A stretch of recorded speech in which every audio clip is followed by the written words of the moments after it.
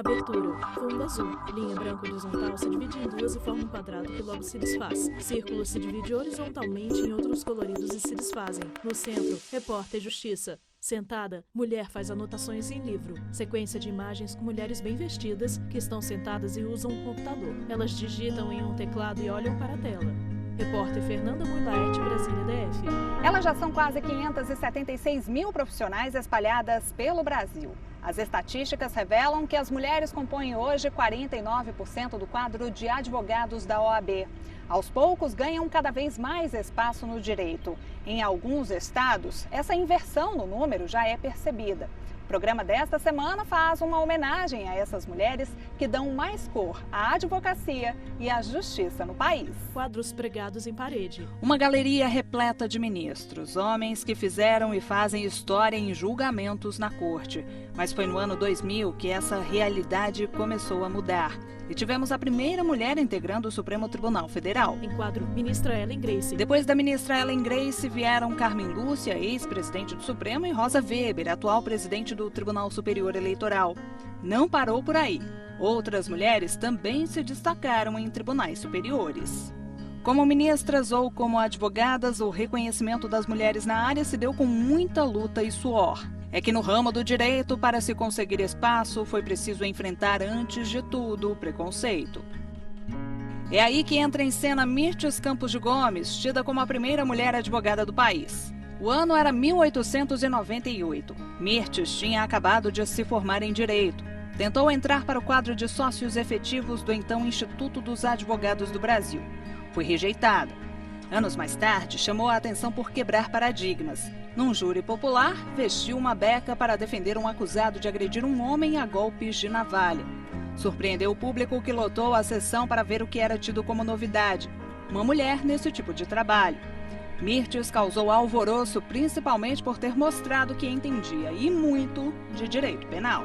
Só quase uma década após a formatura, Mirtes conseguiu uma vaga no Instituto. Algo inédito num país marcado pelo machismo da época. Daniela A primeira Teixeira, mulher advogada do Brasil pediu a sua inscrição no então Instituto dos Advogados do Brasil, que é o que antecedeu a OAB, e foi indeferida por 16 votos a 11, ao argumento real de que não era profissão para mulheres. A advocacia não deveria ter mulheres. E ela tentou novamente, depois de muitos anos, conseguiu, a única e primeira mulher advogada, a primeira mulher a fazer um júri em 1910, em tempo histórico, 1910 foi ontem. Ter uma inscrição negada ao argumento de que não é uma profissão para mulheres. Então você veja que em tempo histórico nós caminhamos muito nesses anos. 120 anos separam esse passado não tão distante do presente. E o que mudou nesse tempo? Para Daniela, muita coisa. Nós caminhamos nos últimos 10 anos mais do que nos últimos 100. Então, eu não sou uma pessoa de olhar o copo meio vazio. Eu olho sempre o lado bom da vida e eu acho que não temos o que reclamar no quesito andar para frente. Nós temos o que reclamar da situação atual ou da situação passada principalmente. No mês em que se comemora o Dia da Mulher Advogada, avanços são perceptíveis. Apesar disso, a profissão é marcada por desafios. Uma batalha que, com o tempo, vem sendo vencida. Esse preconceito, aos Délio poucos, Lins e Silva Júnior, que ainda existe, presidente infelizmente da ainda Ordem dos existe, Advogados mas do aos Brasil, poucos ele DF. está acabando, né? E isso é muito bom, né? Isso é muito bom para o país, isso é muito bom para a advocacia, ver que realmente todos nós, advogados e advogadas, né, sejam homens, sejam mulheres, merecemos o mesmo respeito, merecemos os mesmos espaços e merecemos as mesmas remunerações, que é um problema que infelizmente ainda existe também.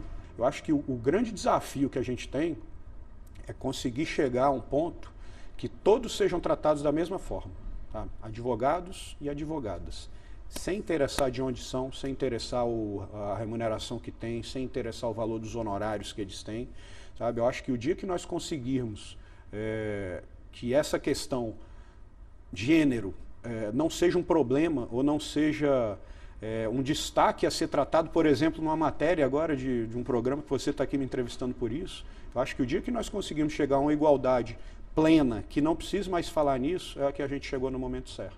Os passos ainda são lentos, mas necessários. A OAB, por exemplo, nunca teve uma presidente nacional, mas hoje conta com 19 vice-presidentes estaduais. Para a mulher sentar, o homem precisou levantar. Nosso principal lema é: quando uma mulher dá um passo, todas avançam juntas.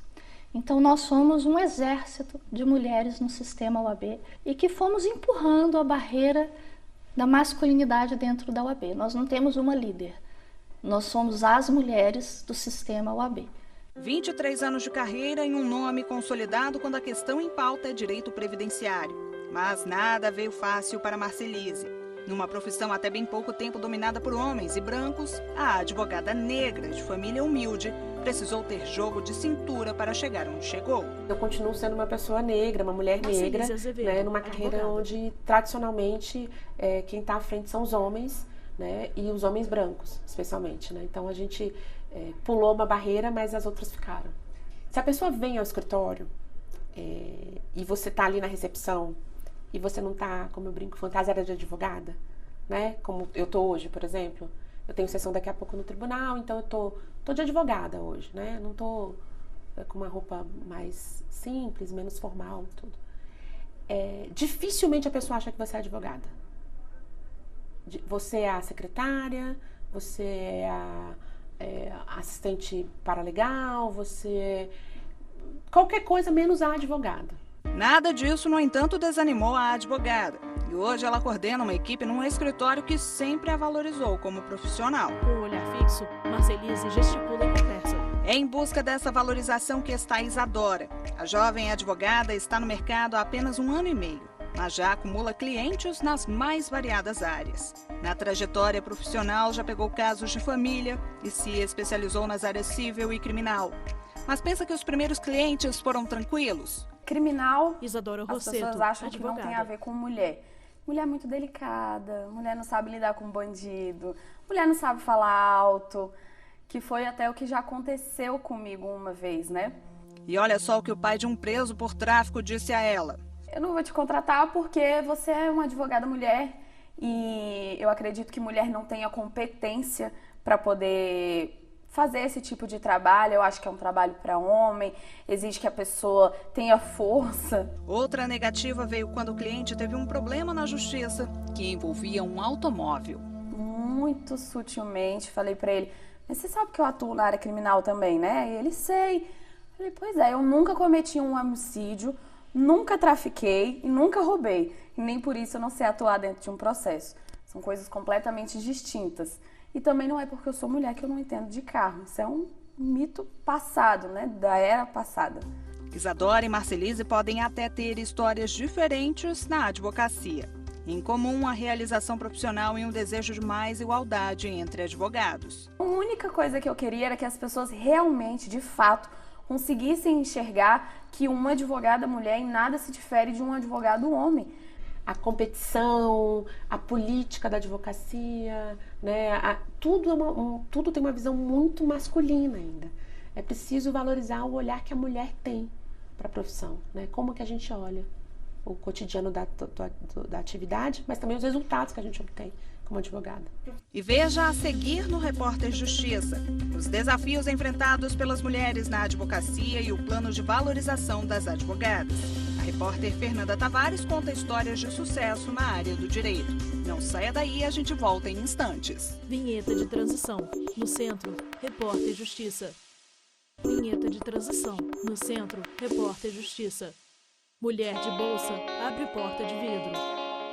O trabalho no escritório começa bem cedo. A rotina é puxada, mas Júlia tira de letra e sempre dá conta do recado. Advogada há pouco mais de 10 anos, atua em diversas áreas.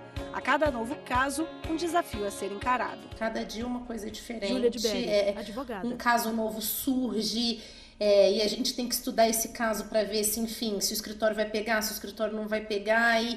E é muito interessante, né? Estudando o tempo inteiro, vendo questões novas, no tribunal conhecendo gente nova também. Essa troca é muito importante, sessão de julgamento que tem casos interessantíssimos. Então, o dia a dia do advogado, por mais que seja corrido, é um dia a dia muito interessante, muito gratificante. As vitórias que a gente também tem, né? As surpresas do dia a dia.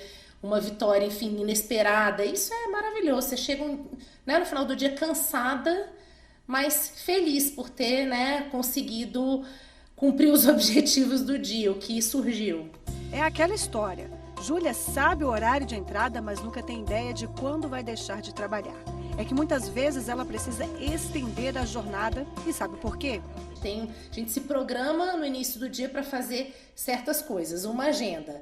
E aí no decorrer do dia vai surgindo um pepino aqui, o outro ali, enfim, a gente vai apagando as fumaças do dia a dia e isso que torna a advocacia muito interessante, muito dinâmica, né? Hoje, as 24 horas do dia são bem distribuídas. Ela tem que se dividir em 3 turnos. O primeiro como advogada, os outros 2 como estudante de mestrado e mãe. O que eu tento fazer é ter uma rotina organizada, né? De colocar meu filho na escola de manhã, chegar no escritório antes das 10, trabalhar, buscá-lo na escola. À tarde, né, volto para o escritório e já tenho aquela agenda, vou tentar trabalhar até certo horário, chegar em casa até certo horário, às vezes não consigo. Entrada da AGU com recepção, catracas onde passam pessoas e elevadores. As demandas do setor privado se assemelham às do setor público. A Isabel vai completar 20 anos na Advocacia Geral da União.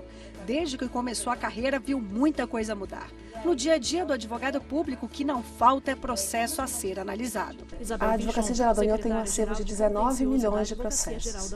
É um volume expressivo. O nosso desafio é separar as ações que são mais padronizadas, aquelas para as quais nós podemos dar um tratamento mais célere, daquelas que exigem um tratamento individualizado. Então, toda a equipe de advogados, ela se dedica a ações de menor complexidade ou ações de maior complexidade.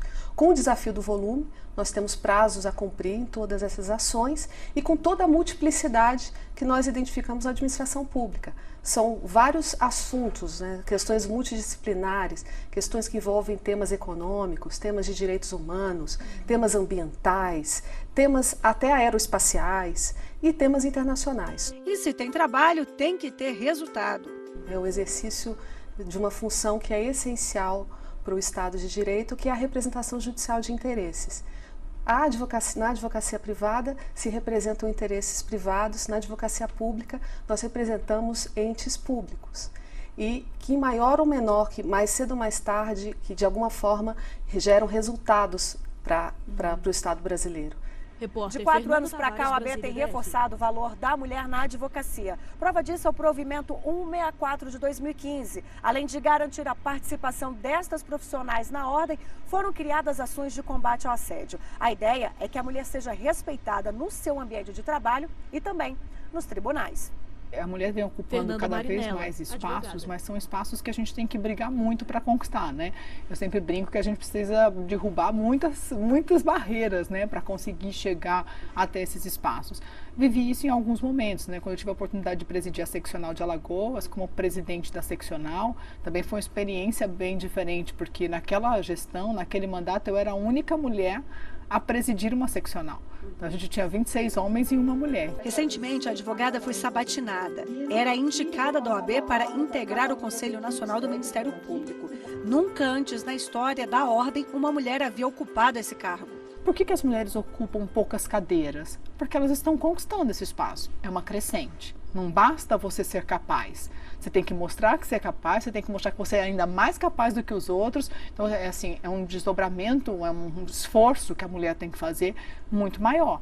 Isso não a retira de suas tarefas diárias, né? Do dia a dia dos filhos, da casa, da família e dos trabalhos do dia a dia, né? Então, esse processo ele é mais desgastante para as mulheres. Embora as conquistas das mulheres sejam visíveis em diversas áreas do direito, a matéria penal ainda é o ramo predominantemente masculino.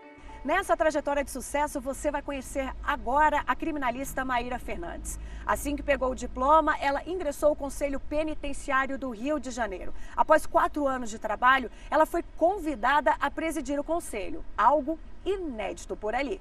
Fui a primeira mulher a presidir o Conselho Penitenciário do Rio, um órgão de 90 anos à época, né, quase centenário. Você vê como é que demora para as mulheres alcançarem determinados espaços, né, ocuparem determinados espaços. E aí, nessa mesma época, coordenei o Fórum Nacional de Conselhos Penitenciários, que me deu também uma experiência muito interessante em termos nacionais, assim, para conhecer o sistema brasileiro como um todo. E nesse mesmo período também integrei uma coordenação nacional de acompanhamento do sistema carcerário do Conselho Federal da OAB, que também nós fazemos inspeções, tinha um representante de cada estado, nós fazemos inspeções nas unidades. Em alguns momentos, Maíra foi subestimada pelo simples fato de ser mulher. Talvez eu tenha sofrido machismo naquela época de outros dos agentes, de pessoas na própria Secretaria de Administração Penitenciária, na hora de tratar, né, as nossas reivindicações, porque, claro, fazemos relatórios, estávamos sempre reivindicando melhorias para o sistema. Talvez ali eu tenha passado alguns desafios, mas nas unidades prisionais eu era muito respeitada. Há poucos meses, a advogada ganhou destaque na mídia. Foi ela quem defendeu o jogador Neymar de uma acusação de estupro. O inquérito acabou arquivado por falta de provas. Em meio ao turbilhão do processo, Maíra ainda teve que lidar com inúmeras críticas por ter aceito o caso. Todo mundo tem direito à defesa e é óbvio que uma advogada tem direito de escolher as causas em que ela atua. Então, se nós queremos que a mulher avance cada vez mais e ocupe espaço cada vez maior na advocacia, nós temos que reconhecer também o direito de ela escolher as causas em que ela pretende atuar. E veja a seguir como as profissionais do direito encaram a notícia da gravidez e os benefícios dados às advogadas gestantes. E mais, você vai conhecer uma associação que foi criada para debater o papel da mulher na advocacia. É daqui a pouco no Repórter Justiça. Vinheta de transição. No centro, Repórter Justiça. Vinheta de transição. No centro, Repórter Justiça. Mulheres sentadas em sala de reunião. Mulheres advogadas sonhadoras. Aqui, elas lutam pelo mesmo objetivo: humanizar a advocacia e o trabalho desempenhado no dia a dia. Tudo com muito profissionalismo, sem espaço para rivalidade.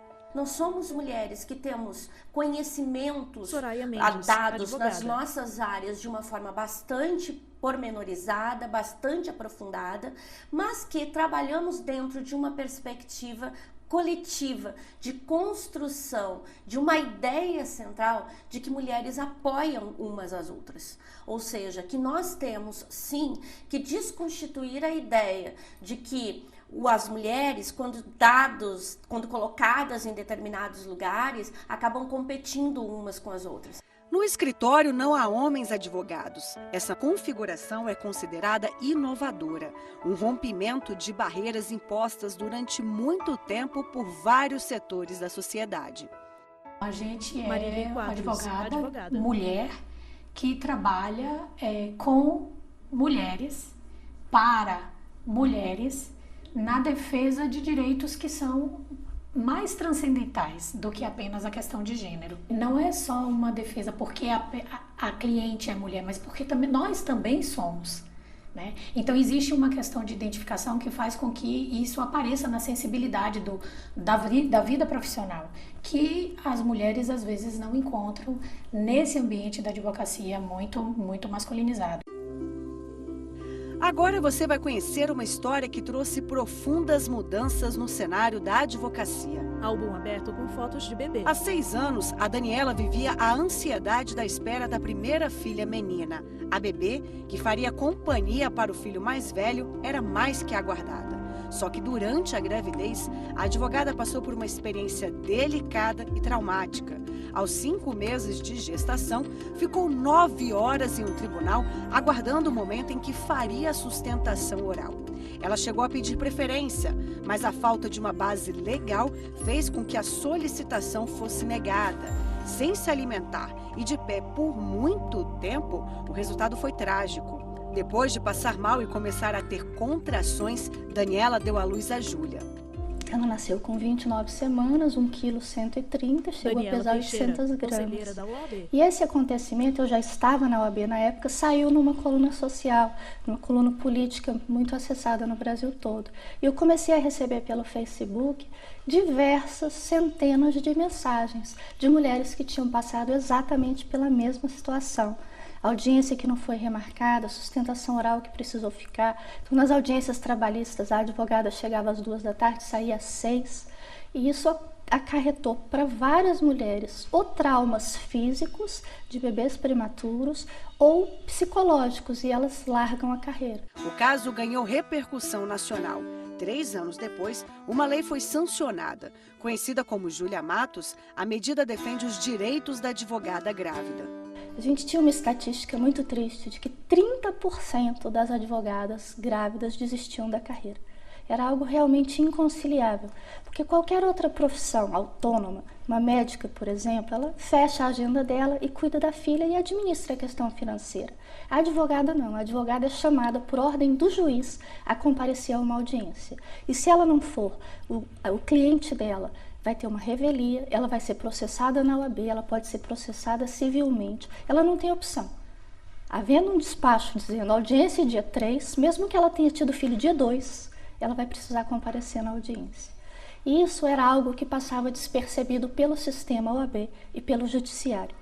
A legislação trouxe vários benefícios às gestantes. Elas podem entrar em tribunais sem passar pelo detector de metais, passam a ter reserva de vaga na garagem, ganham preferência de ordem nas sustentações orais e audiências, têm direito à suspensão de prazos quando forem as únicas responsáveis pela causa. Após o parto, as advogadas também têm alguns direitos. Entre eles está o acesso à creche ou local adequado ao atendimento das necessidades especiais do bebê. A lei, ela protege a grávida desde o primeiro dia. Basta que ela ande com o seu atestado médico de que ela está gestante, não precisa ter barriga evidente, nada disso, que ela já tem vários benefícios. Então, ela tem preferência absoluta na sustentação oral, ela tem preferência absoluta na marcação de audiência. Então, o que a gente recomenda para a jovem advogada grávida? Que antes da audiência ser marcada, ela já informe a secretaria do juízo que ela está grávida, que aquela audiência seja a primeira do dia, porque é tranquilo. A Sabrina foi uma das contempladas pela lei. 2 anos atrás estava grávida e passou por algumas dificuldades. Teve descolamento de placenta e precisou ficar 3 meses de repouso absoluto. Durante esse tempo, trabalhou de casa. Eu tive a gravidez de risco, então eu trabalhei home office. E depois que eu tive meu filho, o escritório foi muito parceiro e me permitiu trabalhar de casa também. Então, o meu primeiro ano com meu filho, eu trabalhei de casa. Eu ia até o escritório quinzenalmente, em reuniões do escritório para atendimento de algum cliente, mas o meu dia a dia foi em casa. Então, isso facilitou muito, assim, foi extremamente humanitário do escritório fazer isso por mim. Na amamentação, mais um avanço sentido. Eu amamentei exclusivamente os primeiros 6 meses de vida dele e eu já trabalhava. Então, sempre que eu tinha audiência, eu levava mais alguém comigo, ficava com o bebê na sala de espera, eu entrava para fazer a audiência e quando eu voltava, me devolviam um bebê. Trabalho, gravidez, filhos, um universo tão feminino e que precisa de um olhar mais atencioso. Pensando nisso, estas advogadas criaram a associação Elas Pedem Vista. 12 profissionais de diferentes escritórios de Brasília se reúnem pelo menos uma vez por mês para discutir o papel da mulher na advocacia. A gente começa a ver e trocar experiências tanto sobre a advocacia no dia a dia dos escritórios, quanto da questão da maternidade em si. E eu acredito que os dois são obstáculos para as mulheres, mas a gente vem junto tentando vencer essa barreira como um todo. Não há a menor dúvida de que as mulheres precisam cada dia mais se unir. Eu acho que a troca de experiências, a troca de visões sobre as próprias realidades dão uma ideia de que as mulheres vivem coisas muito parecidas e que por isso elas têm uma melhor condição até mesmo de entender para onde que elas vão diante dos problemas. Então, a união faz sim a força, não tenho a menor dúvida. A mulher, ela, durante muito tempo, ela sempre foi vista como um ser da esfera privada. Então, Elas Pedem Vista quer mostrar, quer dar referências, quer ter referências, quer difundir essa temática, até para a gente poder identificar que, sim, mulher também é feito para o espaço público. Acho que a diversidade em qualquer debate faz a gente alcançar soluções melhores. Então, quando a gente tem um grupo diversificado de advogadas que pensam diferente, em atuações diferentes Isso faz a gente pensar de uma forma um pouco mais ampla, né? Determinadas questões. O Repórter Justiça de hoje fica por aqui. Você pode rever esse e outros programas no nosso canal no YouTube, TV Justiça Oficial. Visite também a nossa página na internet, tvjustiça.jus.br. Quer enviar uma sugestão de reportagem? Anote aí o e-mail, é reporterjustiça@stf.jus.br. Obrigado pela companhia, até a próxima e tchau. Créditos finais. Direção, Tiago Oliveira. Produção, Marcela Luiza. Reportagem, Fernanda Milaete e Fernanda Tavares. Edição de texto, Fernanda Milaete. Cabelo e maquiagem, Kelly Matheus. Figurino, Thalita Oliveira. Cinegrafia, Lázaro Filho e Luiz Guilherme. Assistência técnica, Carlos Ferreira e Cléber Leite. Edição de pós-produção, Diego Galeotti. Videografismo, Cleiton Almeida. Audiodescrição, Visual Áudio. Roteiro, Kainan Leão. Narração, Ana Luísa De Franco. Núcleo de programação, Rosa Wazen. Núcleo técnico, Fábio Guedes. Núcleo de produção e programas, Flávio Soledade. Supervisão, Coordenadoria de Gestão da TV e Rádio Justiça. Secretaria de Comunicação Social, STF. Realização, TV Justiça 2019.